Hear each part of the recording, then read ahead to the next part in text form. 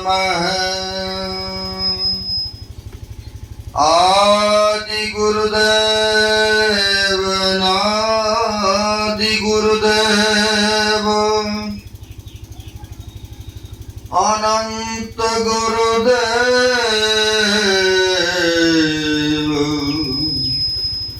अखिल गुरुदेव चरण गुरुदेव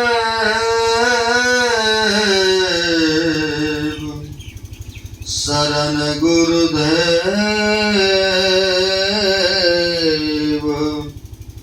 श्री गुरु महाराज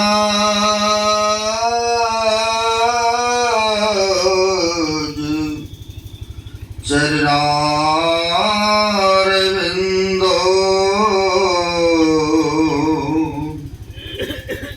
नमो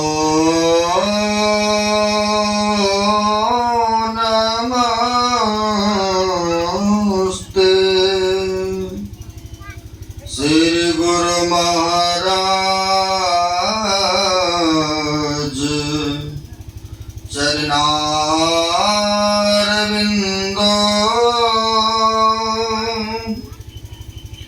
नमो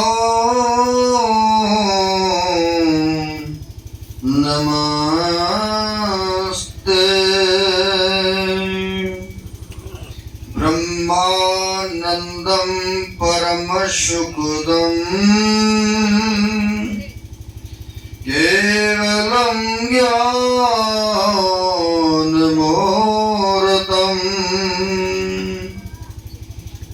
द्वन्द्वातीतं गगनसदृशं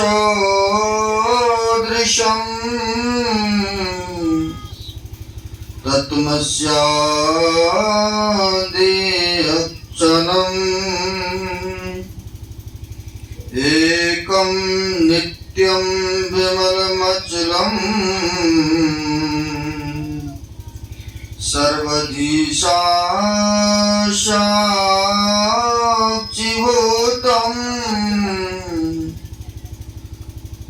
भावातीतं त्रैगुणं रहितं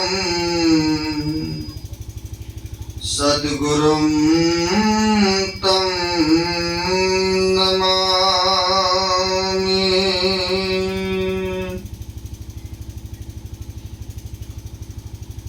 प्रातः स्मरणीय श्री घोषित जन जन में व्यापक जग उद्धारक जग कल्याणकारक ऐसे सर्वव्यापक परमात्मा के रूप में सर्वत्र व्याप्त ऐसे महापुरुषों के पाद पद्मों में असंख्य असंख्य बार नमन है। तीर्थ को भी पवित्र करने वाले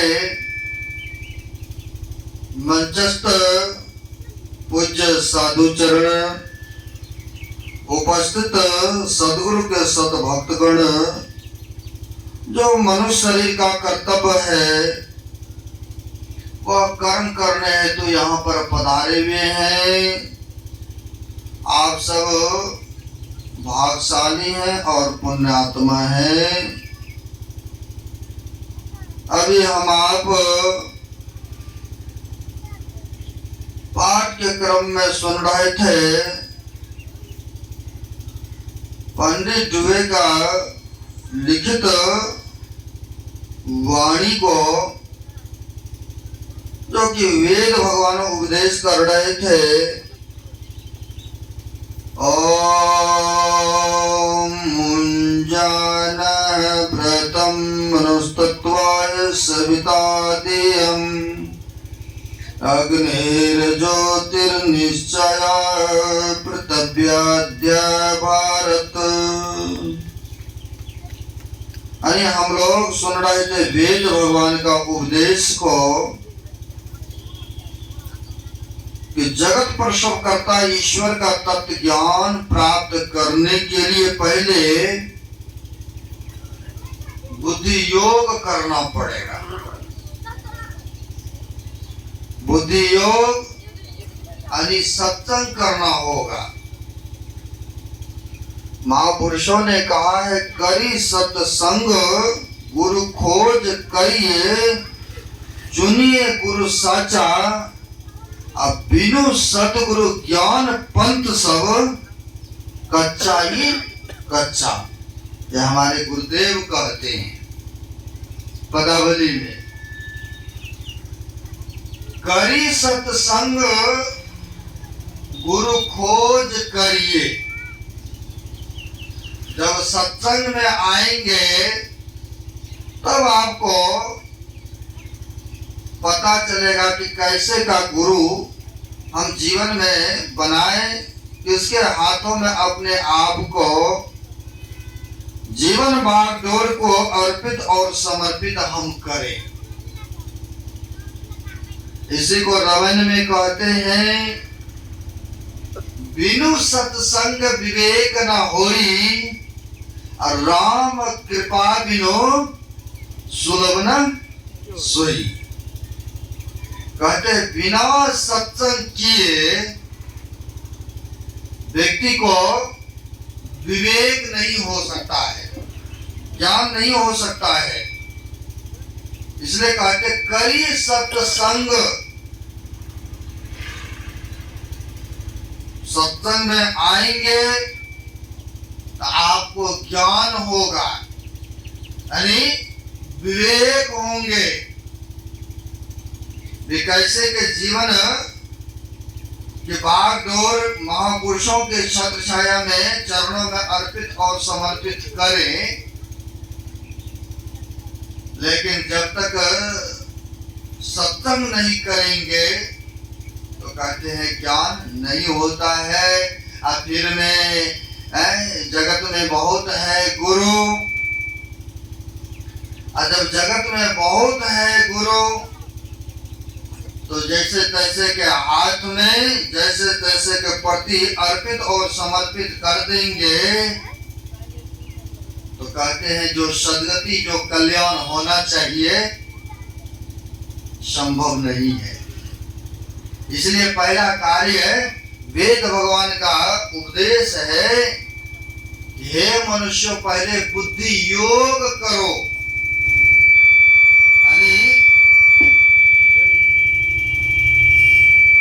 सत्संग करो।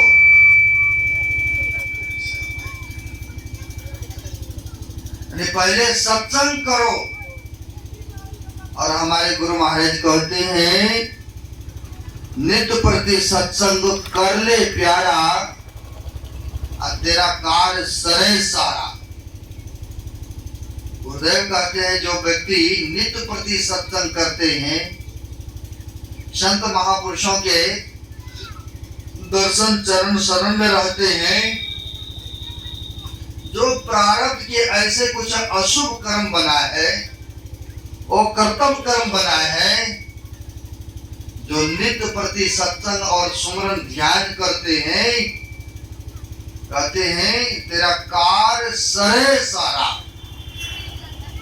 सारा काम उनका सुलभ हो जाते हैं। इसलिए कहते हैं वेद भगवान, ये मनुष्य पहले बुद्धि योग यानी सत्संग करो। और कबीर साहब की वाणी को सुने हैं कि सत्संग में लाभ बहुत है, और तुरंत मिलावे गुरु से, और मूर्ख जन कोई सार न जाने, और सत्संग में अमृत बरसे। अब कहेंगे सत्संग में बहुत लाभ है। दुकानदारी करते या खेतों में मेहनत मजदूरियां करते तो शाम को देखते कितना लाभ जेब में इनकम हुआ, नहीं शाम को लाभ दिखता और कहते कितना इनकम हुआ, इतना लाभ हुआ, इतना फायदा हमें हुआ। नहीं, ऐसा लोग कहते हैं इतने हमें फायदा हुआ, लाभ हुआ। लेकिन सत्संग में बैठे हैं, अपने रोजगार काम को छोड़ करके, तो यहाँ तो कुछ नहीं दिख रहा आपको लाभ, नहीं दिख रहा लेकिन जो यहाँ आने से आपको लाभ हो रहा है, जो मिल रहा है, कहते हैं अन्यत्र जगह जाने से वह लाभ, वह फायदा व्यक्ति को नहीं मिलते हैं, नहीं होता है ना। तो संतों ने जो कहा है, इस सत्संग में लाभ बहुत है? लाभ बहुत, थोड़ा नहीं बहुत ज्यादा है ना सत्संग में आने से। क्योंकि यही समय का महापुरुष कहते हैं आपका लेखा जोखा परमात्मा के परिखता रजिस्टर में लेखन हो रहा है। जो अभी आप लोग इस सत्संग पंडाल में आकर के अपने समय को दिए हैं, कवि साहब के पास चलते हैं, वह महापुरुष कहते हैं यह सत्संग में जो व्यक्ति आते हैं, यह समय को हम लिखते हैं उस बही खाता में। कहा है उन्होंने, कबीर संगत साध के साहब आवे याद, लेखा में सोई घड़ी बाकी दिन सब बर्बाद। जो खाया कमाया यूं ही गमाया गप्पा शप्पा में, या बेटा पोता नाती के लिए समय दिए, आप नहीं भी रहेंगे तो उनका दुकानदारी और खेती का काम चलेगा नहीं? चलता है कि नहीं? कई बार कहते हैं कि हमारे इतना काम है, ये दुकानी ये है। भाई आपकी जब आंख बंद हो जाएगी, जब आपकी घंटियां बज जाएंगे, तो फिर भी वह काम होंगे, आपके बेटे पोते सगे संबंधी करेंगे। लेकिन यह जो काम आप लोग कर रहे हैं, सुमरन भजन, यह सत्संग, यह आपके बदले में दूसरा नहीं कर देंगे। जैसे आप स्वयं भोजन करते हैं तो आप ही की क्षुधा शांत होती है, तृप्ति होती है, ये दूसरा के भी होता है। जैसे आप रात्रि में सोते हैं तो आपको वह एनर्जी जो लॉस हो गई थी, सोने के उपरांत वहां पर ही रिलैक्स मानते हैं कि बड़ी आनंद से सोया। आपके बदले में कहेंगे दूसरा व्यक्ति सोएंगे, आप जगे रहो 2-4-5 दिन जी, जगेंगे? यानी नहीं जगेंगे। स्वयं आपका जो कार्य है वह स्वयं आप करते हैं नहीं?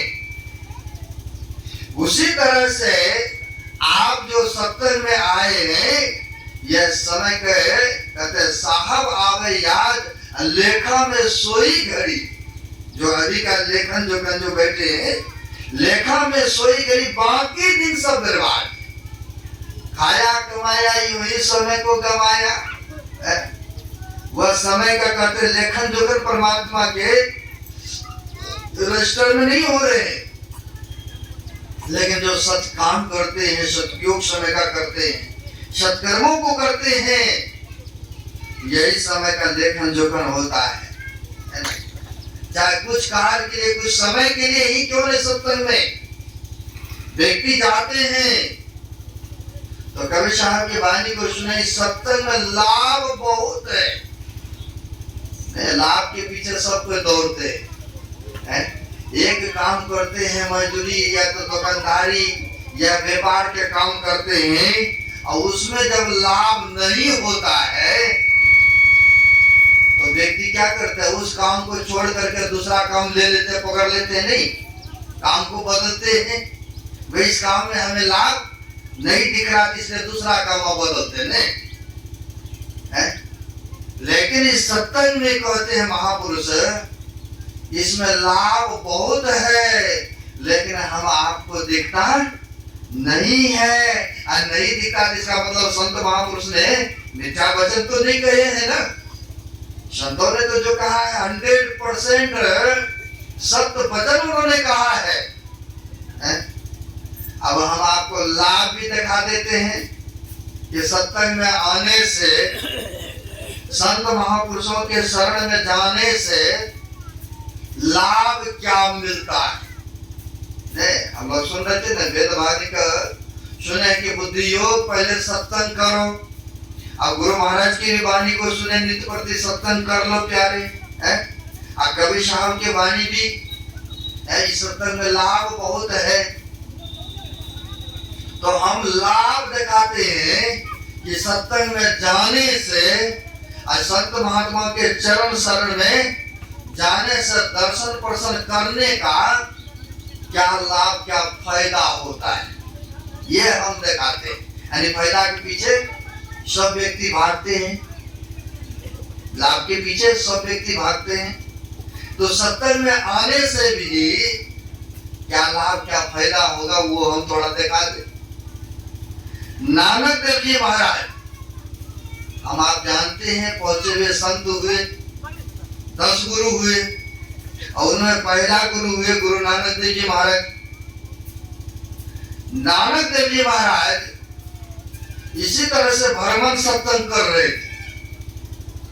जैसे श्रद्धे राजेश बाबू ने हम लोगों को बुलाए पंजाब लुधियाना मछुआरा साहब से, और ये भी जब रहते हैं उधर हरियाणा में शाहबाद में, तो हम लोगों को भी कोई फंक्शन होता, प्रोग्राम होता, तो हम लोग भी बुलाते हैं, तो ये भी आते हैं। ये श्रद्धा प्रेम है। वहाँ गुरु महाराज के आश्रम है, बराबर ध्यान सत्संग होता रहता है।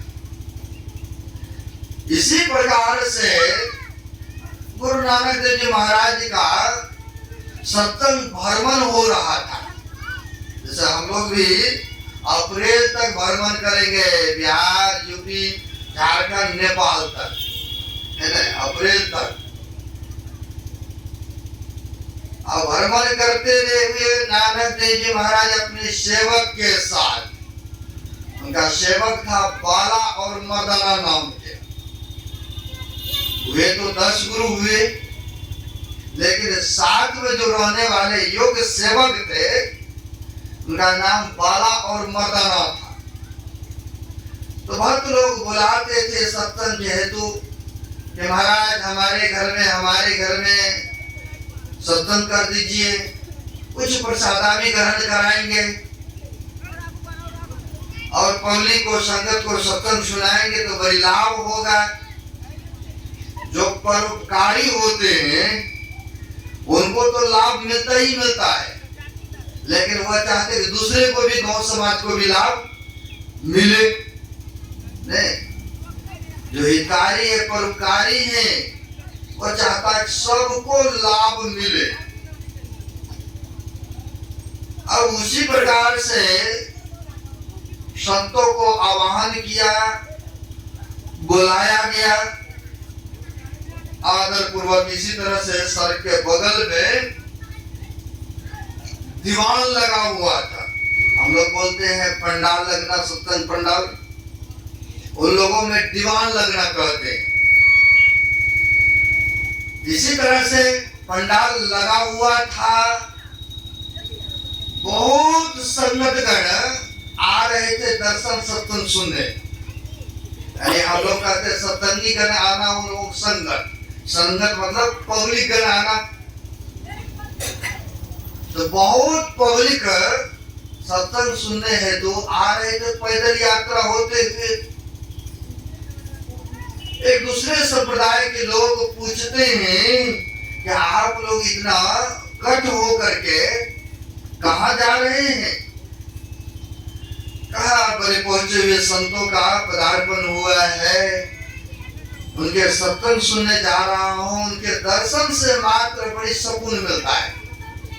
किसी से किसी को प्रेम होता है, उनसे बात करने का बराबर इच्छाएं होती है, चाहे संसारिक से रहे या परमार्थिक से रहे। या उनका नाम सुनते हैं तो व्यक्ति वहां तक पहुंच जाते हैं। जैसे हमारे श्रद्धालु वैकुंठ बाबू नाम सुने का आ रहे हैं तो ये तो क्या है, बात भी करते, भाई श्रद्धा होते हैं, खुशी की बात है। यानी जिनको जिनसे प्रेम होते हैं तो कहते हैं भाई वहां पर जाने से बड़ी सुकून मिल रहा है, हमें बड़े आनंद मिला दर्शन करके। नहीं ऐसा कहते हैं। कहा हम जा रहे हैं सत्संग सुने, बड़ी उनके दर्शन के अभिलाषी है, दर्शन करके हमको बड़ी सुकून मिलता है और बढ़िया बढ़िया बातों को भी सुनने को मिलता है। तो उस व्यक्ति ने कहा क्या हम भी आपके गुरु महाराज के सत्संग में जा सकता हूँ? भाई सत्संग में आने में किसी की मनाही नहीं है। हमारे गुरु महाराज ने एक स्वर में कह दिया जितने मनुष्य धारी है आप प्रभु भक्ति कर सकते सभी, सबके अधिकार। ये नहीं कहा कि उच्च वर्ण के जाति के लोग ही सत्संग करेंगे, विद्वान ही करेंगे, ऐसा तो नहीं करना गुरुदेव ने। गुरुदेव ने तो दूसरे जगह परामरी में कह दिए हैं तर गयो अस्कियो सब, जिसने भी किया वह तर गयो भवसागर से। तो गुरुदेव कहते तर गयो अस्कियो सब, राई राणा रंग हो, अब विप्र भंगी अपर परवाह, करियो तरियो न संग हो, अब माग भूखा बाग काल के, अब मुख पड़ो है बाब रे, होश कर चेतो सवेरे, बचो ध्यान के दाव रे, अकाल मुख से निवकी भागो, ध्यान के बल भाई रे। ऐसा गुरु महाराज कहते हैं। यानी जिसने किया वह तर गयो, चाहे राजा हो या रंग हो, जिसने जिसने किया वह तर गए। तो यहाँ पर कहा हम भी आपके सत्संग में, गुरु महाराज के सत्संग में जा सकता हूँ? कहा बस चलिए, सबको अधिकार है? हम लोगों में तो सबको दीक्षा क्या नीच वर्ण जाति के, क्या उच्च ब्राह्मण जाति के हैं, सबके लिए सम्माननीय है हमारे गुरु महाराज किए हैं। लेकिन हम अपने आंखों से कानों की बातों को देखी और सुनी बातें करूंगा आपके बीच। राजस्थान में कुछ लोग हम लोगों को इनवाइट करते, वहां के वासी है, जलूर जिला जोधपुर से भी आगे है, लेकिन वहां पर ब्राह्मणों के जो गुरु होते हैं, ब्राह्मण के गुरु जो होंगे तो ब्राह्मण को ही केवल दीक्षा मिलता है, आम बिरादरी को नहीं देते हैं, है ना? उनके लिए और गुरुजी होंगे, जैसे कि राजपूत है, भूमिहार है, फिर भी उनको दीक्षा नहीं। वहां पर केवल ब्राह्मण के जो है जाति में उन्हीं को गुरु मंत्र गुरु दीक्षा मिलते हैं। देखिए, लेकिन हमारे गुरु महाराज ने तो सबके लिए सामान्य कर दिए है। हरि के भजे सो हरि का हो, परमात्मा है। मंदिर में जाने से या गंगा जी में प्रवेश करने से कभी वर्जित नहीं किया है, तो भक्ति भजन करने के लिए जाति वर्ण करेंगे? ऐसा नहीं है। ये अपने आंखों कानों सुनी बातें हमें नहीं, ऐसा देखने को मिलता है वहाँ, है ना? गौ बहुत है, गौशाला है, चलो व्यक्तियों को कई बार ऐसे होता है लवारिस गाय भैंस बच्चे नहीं देता है तो क्या करते, गौशाला में छोड़ आते हैं। लेकिन वह ब्राह्मणों को गौ को वहां पर रख लेंगे, क्योंकि राजस्थान में जगह काफी पर्याप्त मात्रा में होते हैं, काफी जगह होते हैं, तो गौशाला बहुत बड़ा बड़ा देखने को मिला। आम पब्लिक का गौ उसमें नहीं रखेंगे, लेकिन वही ब्राह्मणों का गाय जब जाएंगे, बछड़ा जाएंगे देने, तो उसका वहां स्वीकार करते हैं, क्योंकि उनकी बिरादरी के है ना। अभी भी वहां पर बहुत ऐसा भेदभाव ऊंच नीच का बहुत चलता है ना? लेकिन हमारे गुरु महाराज में ऐसा कुछ नहीं है। वहां भी धीरे धीरे हो रहा है, गुरु महाराज की कृपा से प्रसार कई जगह गुरु भक्त बन रहे हैं। तो हम कह रहे थे, तो सज्जन पूछा क्या हम भी आपके गुरु महाराज के सत्संग में जा सकता हूँ? बोला अवश्य चलिए, यहाँ पर कोई भेदभाव जाति वर्ण नहीं है। अरे गुरु महाराज का तर गयो उसकी सब, जिसने जिसने भी किया वो तर गए हैं। तो कहा ठीक है हम भी चलते हैं आपके गुरु महाराज के सत्संग सुनने। आया, नमस्कार प्रणाम पार्टी किया और बैठ गए। पंडाल इस तरह से लगा हुआ था, बैठ गए। जब तक नानक देव जी महाराज का प्रवचन सत्संग होता रहा, वह व्यक्ति बड़ी आनंद से श्रद्धा के साथ सुनते रहे। जब सत्संग संपन्न हुआ, अनाउंसमेंट यहाँ भी होंगे कि कल भी सत्संग या प्रातःकालीन भी है, तो वहां पर घोषणा होते। जब घोषणा हुए, इनके मन में हुआ हमारा बचपन का मित्र है, कभी यह साधु महात्मा का दर्शन यह सत्संग में नहीं गए, उनको भी कल ले आएंगे, क्या पता है इनकी कृपा हो जाए, जीवन इनका मंगलमय हो जाएंगे, कल्याणमय हो जाएंगे। अशुभ कर्म करते हैं, गण संगति है इनकी। कई संत महात्मा के चरण शरण में जाने से इनका जीवन पवित्रमय हो जाए, अशुभ कर्म करना छूट जाए। तो वह सोच करके सत्संग से आए और चले मित्र के घर में, जाकर के उनसे आग्रह और निवेदन करते हैं कि मित्र, बड़े पहुंचे हुए संतों का पदार्पण हुआ है, कल आप हमारे साथ चलेंगे सत्संग सुनने चलेंगे। तो मित्र से आग्रह किया, निवेदन करते हैं, तो कहा है ना, सबको नसीब में संत महात्मा के दर्शन या सत्संग नहीं होता है। इतने से मोहल्ला में या समाज में पब्लिक नहीं है, बहुत सारे हैं। यही कहीं नाच गान दिखाने वाला आ जाए, सर्कस सिनेमा दिखाने वाला आ जाए, बेशक वो तो सर्कस सिनेमा देखने वाला ये भी लेता है ना, अब बैठने के लिए ठीक से प्रबंध भी नहीं है।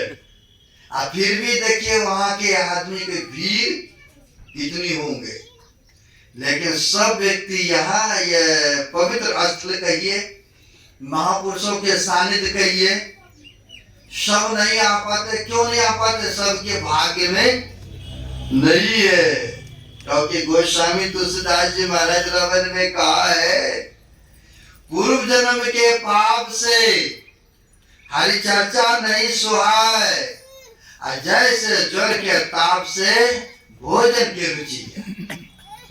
किसी को ज्वर यानी तापमान फीवर आ जाए, यानी शरीर में बुखार लग जाए, अंदर से गड़बड़ हो, कितना हूँ व्यक्ति को बढ़िया से बढ़िया भोजन बना के दिया जाए, अंदर में गड़बड़ है तो उनको बढ़िया नहीं लगेंगे खाने में। ये सबके साथ हुआ है ने। आप लोग जब बीमार पड़ते हैं, आपके जो सगे संबंधी रिश्तेदार है, बढ़िया से बढ़िया, अच्छा ये खा लीजिए, नॉर्मल चीज है, आप खाएंगे तो शरीर में जान आएगी, तो फिर आप ठीक हो जाएंगे, इसलिए खाई। नहीं, अंदर से खाने की इच्छा नहीं। क्यों? तो गड़बड़ चल रहा है अंदर में, तभी नहीं खाने की इच्छा नहीं हो रही है। तो वैसे ही कहते हैं, पूर्व जन्म के पाप से हरि चर्चा नहीं सुहाय, यानी जिनके सिर पर पाप है उनको हरि चर्चा, हरि कथा या संत महात्मा के दर्शन पर्शन नसीब में नहीं प्राप्त होते हैं। अब यह व्यक्ति कहते हैं कि सत्संग में जाना चाहिए, संतों महात्मा के दर्शन करना चाहिए, बड़ी लाभ होगा, है कहा है ना, कबीर दर्शन बड़े भागे सो पाए, जो होवे सूली सजाए, कांटों पे टल जाए। कहते संत महात्मा के दर्शन करने से बहुत बड़ा लाभ होता है, फायदा होता है। सत्संग में जाने से तो यह धर्म परायण व्यक्ति था, आध्यात्मिक में रुचि था, यह प्रेरणा करते हैं अपने मित्र से।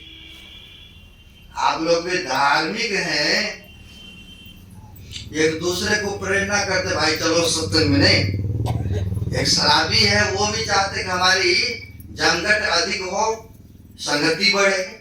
एक जुआरी है, वो भी चाहते कि हमारी भी संगतियों में वृद्धि हो।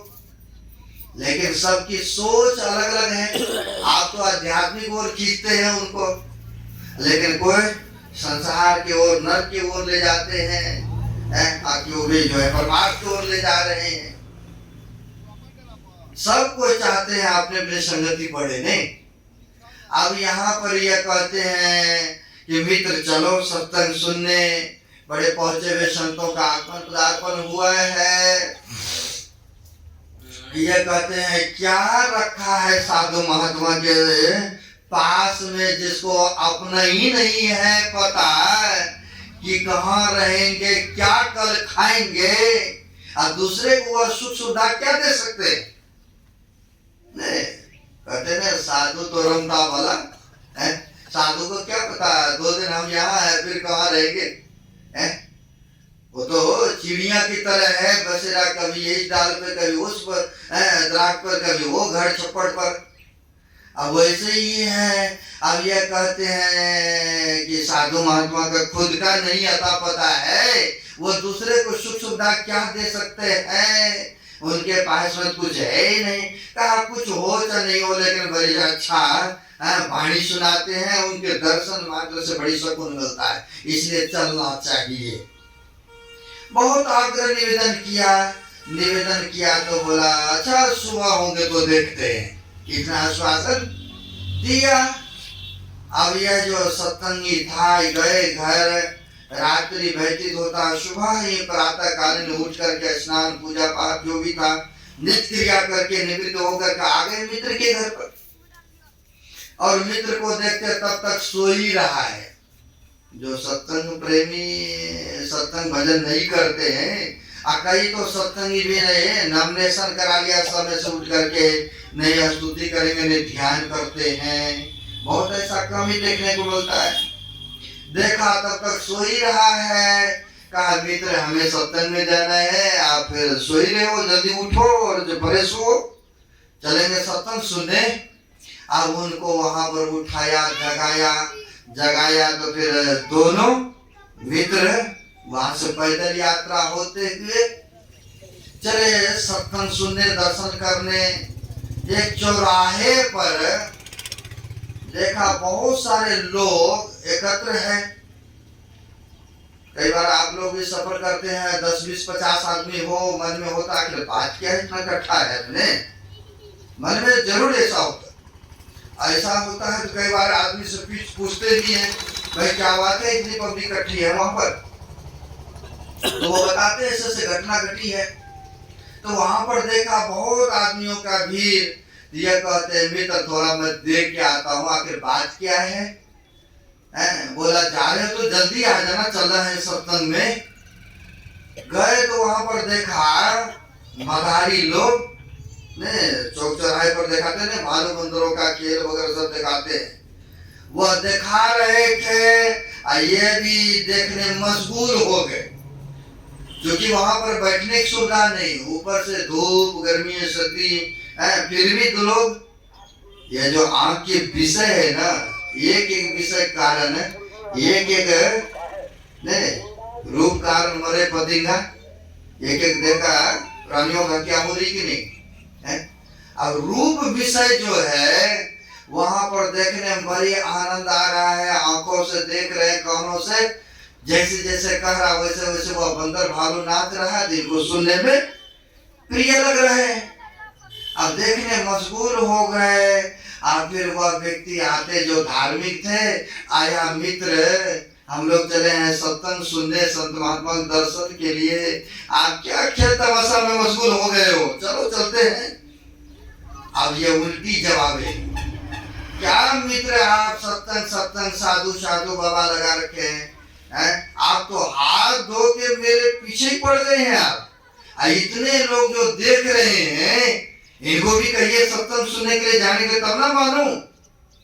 मित्र कहते भाई जिस पर जिसको अधिकार है उन्हीं पर ना शासन करेंगे, ये सब पर शासन चलेगा आपका जो घर का मेंबर है, आप मुख्य व्यक्ति हैं, तो आपका घर तक शासन चलेगा। लेकिन बाहर जैसे मर्जी जी रहा है, दूसरे के फैमिली दूसरे के मैटर है, आप उसमें दखलन नहीं दे सकते। हाँ बोलो, आप थोड़ा सा कर सकते, समझा सकते, भाई अच्छा काम करो, अच्छी व्यवहार करो, इतने तक, लेकिन प्रशासन तो नहीं दे सकते हैं, तो दबाव नहीं दे सकते हैं। अब वहां पर कहा कि इतने पब्लिक देख रहे, इनको भी कहें सत्संग में जाने के लिए, तब तो मानो, आप तो हमारे पीछे ही पड़ गए हैं, हाथ धो करके जाइए, हमें सत्संग में नहीं जाना है, आपको जाना हो तो जाइए। अब बेचारा निराश हो गए, क्या करते, अधिकार था, मित्र था। ये तो शुभ चाहते थे, मंगलमय जीवन चाहते थे इनका, ताकि सत्कर्म हो। है अब क्या है कि कहा जाइए आपको जाना हो तो, अब नहीं गए तो बेचारा अकेले चले गए सत्संग सुनने, संतों के दर्शन के लिए गए। वहां प्रणाम नमस्कार करके बैठ गए, पंडाल में बैठ गए। जब तक सत्संग कथा सुनना चलता रहा, सुनता रहा। जब सत्संग संपन्न होते हैं, प्रसाद लेकर के अपने घर को पैदल यात्रा होते हुए आ रहे थे। अब आ रहे थे, होता क्या है, सड़क पर चल रहे थे, एक कील उनके पैर में चुभ गया। कई बार होते हैं ना, आप लोग भी पैदल चलते हैं तो डले में ईटा में लगता है तो नाखून उतर जाता है, ब्लड निकल आती है, देखते हैं ना हम लोग। अब कील चुभ गए तो ब्लड निकला, वहां पर पट्टी सट्टी बांध के किसी तरह घर तक पहुंचते हैं। ये जो खेल तमाशा देख करके लौट रहे थे, जमीन के अंदर में एक गाड़ा हुआ, इनको दिखाई दिया एक घड़ा, घैला जिसको बोलते हैं, मटका भी बोलते हैं, वो दिखाई दिया। तो देखा कि इस जमीन में लगता कहीं कलसी तो नहीं है, कुछ ऐसा है, प्राचीन काल का है। कई बार खुदाई करते हैं ना घर, और जो प्राचीन काल का होता है, कई बार ऐसा देखने को मिलता है, शून्य मिलता है। हम लोग जहाँ रहते हैं वहाँ प्राचीन काल का जो मकान था, तो खुदाई किया तो अंदर अंदर देखा कि बड़ी शून्य है, गुफा की तरह दिख रहा था। लोगों को हो सकता है ये प्राचीन काल का होगा, है, तो ऐसा सब होता है। तो इनको हुआ कि लगता है कि ये कलसी की घड़ा हमें मिल गई। उसको निकाला जमीन के अंदर से, निकाला तो देखा उसमें राख भरा पड़ा था, राख भरा था। उसको जमीन में डोलते हैं, नीचे गिराते हैं। जब गिराया तो उनमें से एक सोने की सिक्का दिखाई दिया, सोने की सिक्का उनमें से, घड़ा में से ये दिख रहा। आप तो बड़ी खुश हो गया, बिना मेहनत बिना मजदूरी किए हुए है, किसी को धन मिल जाए तो कितना खुशी होंगे, है? बिना कमाई बिना मेहनत के मिला ना, है? अब वहां पर उनको जो है सोने के सिक्का मिल गए। अब तो बड़ा खुश हुए, सोचा जाते हैं मित्र को कहेंगे कि मित्र हमारे साथ अगर आप होते तो बेशक मिला हम ही को था, लेकिन इनमें से 50% तुम्हें भी हम बांट के देता। लेकिन आप सत्संग में गए तो आपको क्या लाभ हुआ, क्या मिला? अब ये चले गए, अपने घर नहीं जाकर के पहले ताना सुनाने, यानी ताना मारने कहिए, चले उनके घर पर गए कि मित्र देखो हमें तो ये चीज मिल गया, अगर मेरे साथ होते तो इनमें से 50% आधा आपको भी बांट के देता। लेकिन सत्संग में तो आपको क्या फायदा, क्या लाभ हुआ बताओ? अब तो बेचारा को कील चुभा था, पीड़ा हो रहे थे ने, अब इनको हो गए कि भाई लाभ तो कुछ नहीं हुआ, हानि हुआ। क्योंकि सत्संग सुन के आए तो दर्शन करके अब इनके मन में चलने लगा कि मिलना तो हमें चाहिए था, क्योंकि हमने संतों के दर्शन किए, सत्संग सुने और सत्कर्मों को करते हैं, लाभ तो हमें होना चाहिए। लेकिन लाभ इनको हुआ, ये ठीक बात नहीं है। नहीं, कई बार सत्संग प्रेमी हमें कहते हैं महाराज इतना ध्यान सत्संग दान पुण्य भी करता रहता हूँ, साधु महात्मा को भोजन भी कराता हूँ, समय मिलने पर अदा करता हम सत्संग भी कराते हैं संत महात्मा को बुला करके, अब फिर भी दुख हमारा पीछा नहीं छोड़ते। अब वो फलाना व्यक्ति जो है वो तो न जाने झूठ फूट जुआ शराब सब कुछ उनका चलता है, अब फिर भी उनको कोई दुख नहीं है। नहीं, ऐसा करते हैं हमको, ऐसा क्यों है? ऐसा क्यों? तो वो प्रारंभ में कुछ ऐसा करके आए तो इस जन्म में भोग रहे हैं, उनका कमाया हुआ है, इसलिए सुखी से जीवन यापन कर रहे हैं। लेकिन यहीं तक के लिए न, जो हमने कमाई की है तो चलो दुख कुछ सुख आ रहा है जीवन में, हमारा भी कुछ प्रारब्ध की कमाई है। अब यहाँ पर कहते हैं इस जीवन तक तो वह सुखी रहेंगे, लेकिन यहाँ जो कमाई कर रहे हैं इसके बाद के लिए जो लंबी जीवन है, जो कमाई करके जाएंगे वही नहीं मिलेगा है?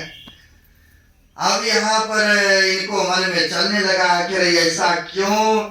तो सोचा कि चलेंगे उसी हुई साधु बाबा से पूछेंगे, हम शुभ कर्म करने वाले को दुख मिला और जो शुभ काम नहीं किया उनको धन मिल गए, चलेंगे पूछेंगे उनसे। अब ऐसा हुआ, बेचारा निंगराते टगरते चले वहां संतों के पास, नानक देव जी महाराज के पास गए।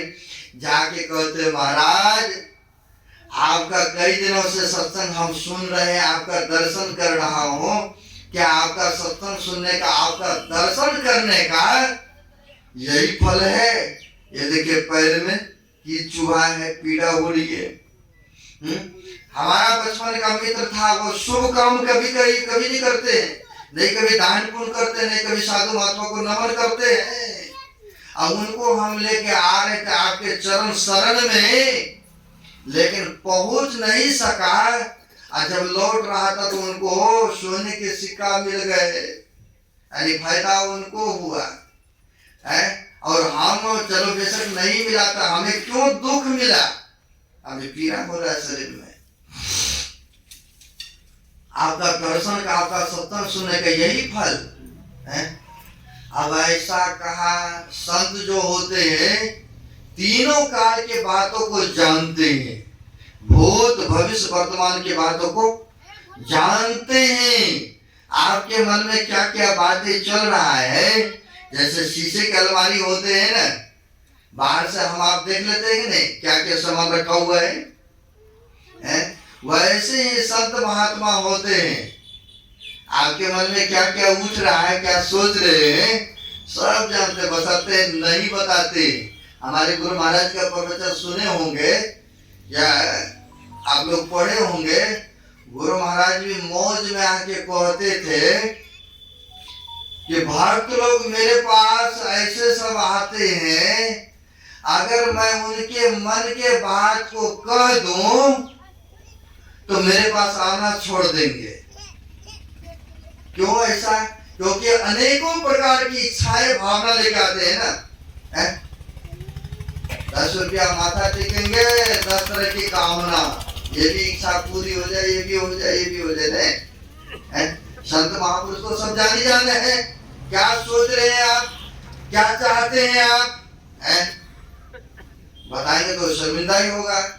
तो इसलिए संत महात्मा जानते हैं तीनों काल के बातों को, भूत भविष्य वर्तमान के बातों को जानते हैं, लेकिन मौज उनकी होते कई बार प्रकट करते, कई बार गुप्त रखते हैं। अब वहां पर नानक देव जी महाराज के पास में जो गए, महाराज आपका दर्शन का, आपका सत्संग सुनने का यही फल है, देखिए पीड़ा हो रही है शरीर में, क्यों ऐसा हुआ?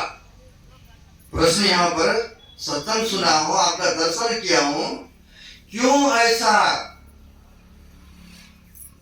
क्योंकि हम लोग सुन रहे थे ना वाणी को, नित्य प्रति सत्संग कर ले प्यारा तेरा कार्य सरे सारा। कबीर साहब की वाणी सुने, इस सत्संग में लाभ बहुत है। और वेद भगवान की भी वाणी सुने, मनुष्य पहले बुद्धि योग करो, पहले सत्संग करो, सत्संग करने के कहते हैं। अब यहाँ पर महापुरुष कहते हैं, तुम जानना चाहते हो? कहा महाराज इसलिए तो आया हूँ आपके पास में, है हमें दुख हो रहा है, उनको धन मिल गया, हमें बताइए क्यों ऐसा उल्टा।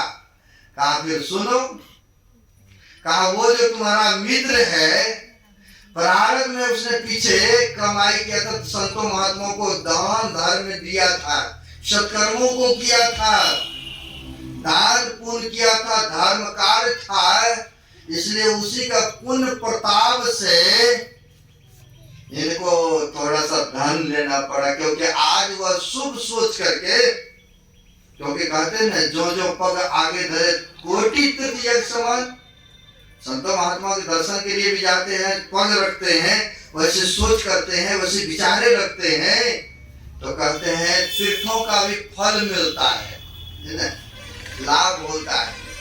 कहा वो आ रहा था मेरे शरण में, मेरे चरण में, लेकिन यहाँ तक चलो नहीं पहुंच पाया।